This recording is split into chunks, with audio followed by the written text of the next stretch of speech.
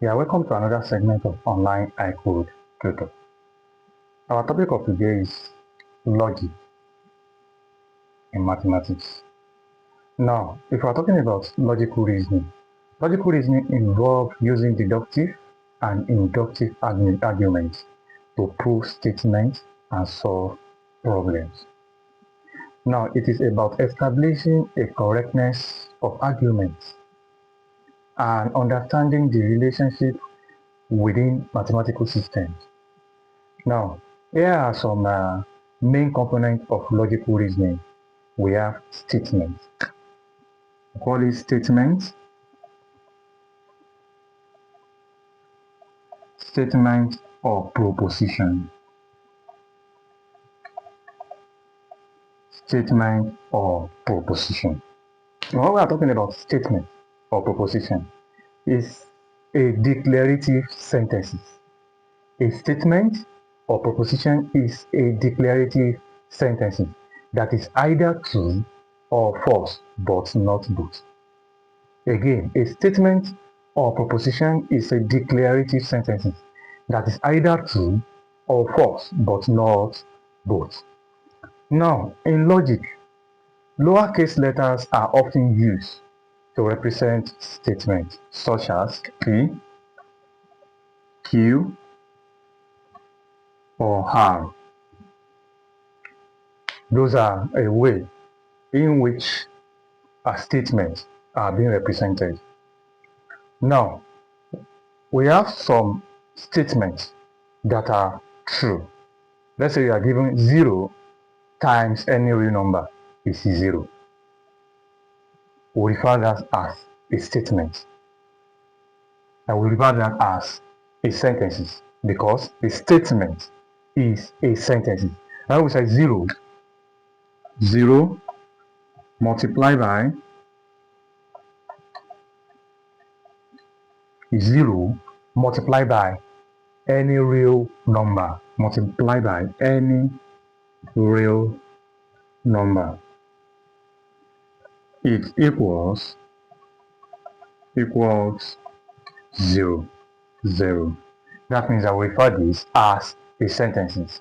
And also, if you say, I said 1 plus 1 equals 2. 1 plus 1 equals 3 is also what? A sentence. Now, that means that all these sentences are being referred to as a true statement because they are true. Now, if we come about a statement that maybe all birds can fly, if you look at this statement, this is the first statement. Because how can you establish this? You have to establish the fact that all birds can fly. That means that not all birds can fly. We still have some birds that cannot fly. Now, the following are not statements. Let's say you have, come here. Come here. It's not a statement. Who are you? Do you understand? It's as if you are being asked a question.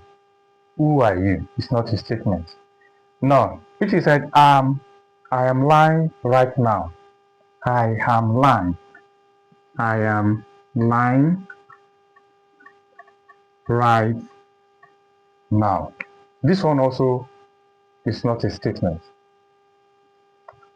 because this is what we call a paradox. In English language, it refers to as a paradox. What's the meaning of a paradox? As you can see, remember, a paradox is a figure of speech in which a statement appears to contradict itself.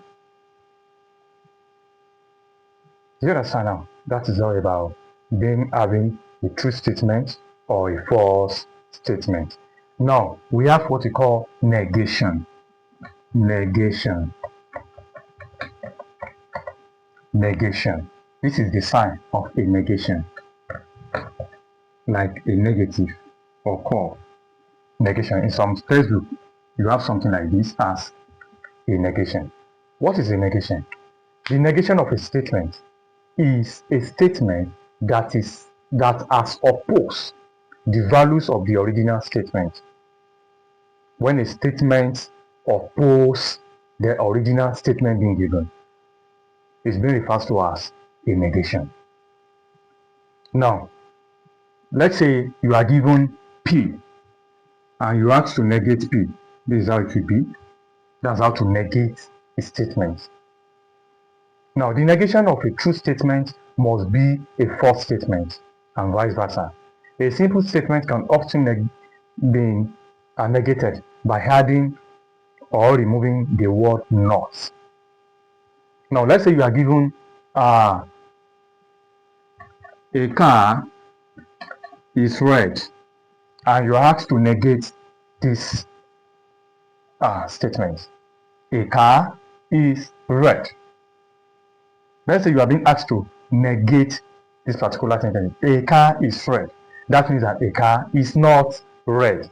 That means by adding that not, meaning that you have negate that particular sentence. Now, let's say you are given homework is not due today. Homework is not due today. That's the original sentence is given. And you are asked to negate that particular statement.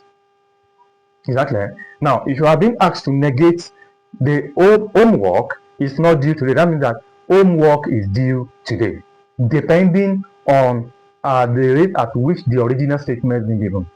That will determine the negation of the particular statement. Now, that will be the end of the class. When else we need to continue from where we stop. Kindly feel free to help us to post, share, and follow this particular video.